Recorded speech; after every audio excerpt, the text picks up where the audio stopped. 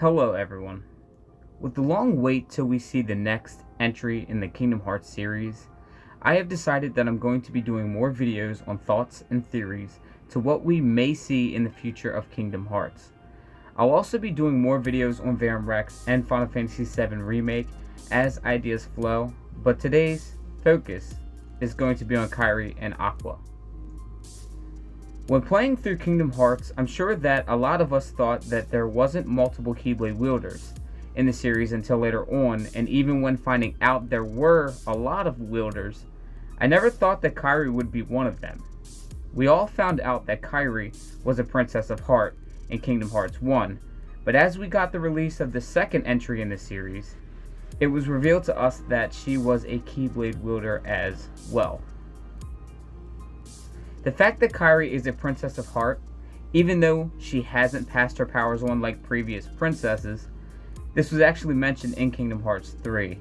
And the fact that she is a Keyblade wielder is probably going to make her the strongest of the Guardians of Light. At the moment in the series, we all know that she doesn't fully comprehend her powers yet, but with the right training she might awaken the secret weapon that the Guardians of Light needed. You also have to keep in mind that all the Keyblade Masters had to start somewhere. It takes time and patience to become a Keyblade Master. In order to find out the full extent to becoming a Master, it involves a lot of lore digging. As of now, the three Masters we know of that are a part of the Guardians of Light are Riku, Aqua, and King Mickey. With the ending of Kingdom Hearts Melody of Memory, we were informed more on Aqua continuing Kairi's training. Kairi doesn't leave with Riku to find Sora, because she wants to become stronger and ready for what could happen in the next arc to Kingdom Hearts. She had shown a lot of maturity since the release of Remind, and I really like that. For like so many years, we have saw Kairi as the damsel in distress to the Destiny trio. But as time passed, we find out that there is so much mystery behind Kairi's story. After the release of Kingdom Hearts Melody of Memory, it seems that she was literally raised to find a Keyblade wielder, which is why she was sent to where she meets Sora and Riku, Destiny Island. Maybe because Kairi is a Princess of Heart, that makes her into a beacon of light, and that she may be the only one capable of completing the task she had. Before being sent to Destiny Island, there is an important thing that Xehanort says to her.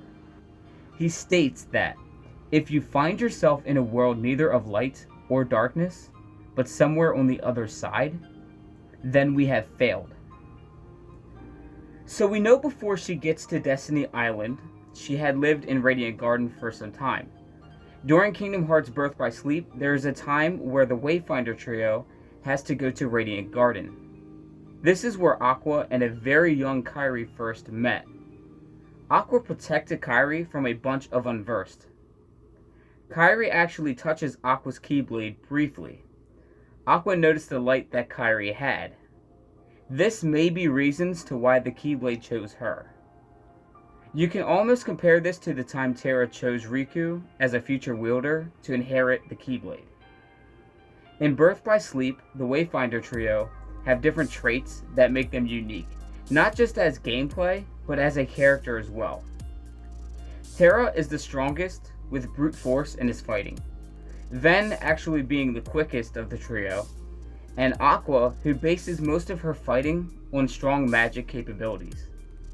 As a master, she is incredibly agile, skilled in melee combat, and has the best knowledge on wielding the Keyblade in and out of battle. Aqua trained under Ericus alongside her close friend Terra for years. When the mastery exam came around, she passed, but Terra did not.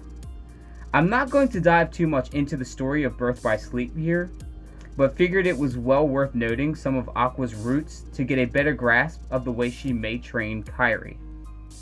I feel that Kairi will be a more magic-based character, because not only with the training from Aqua, but also the fact that it differentiates her from the rest of the trio.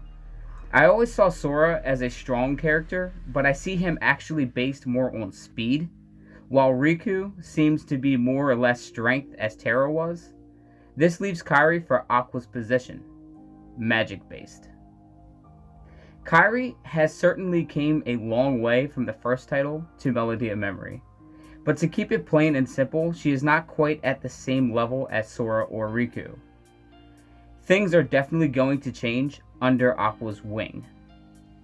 I am honestly thinking that Melody of Memory is not the only side game we are seeing before Kingdom Hearts 4, and I truly would love to see a title that lets you play as both Aqua and Kairi in her journey to becoming a Keyblade Master.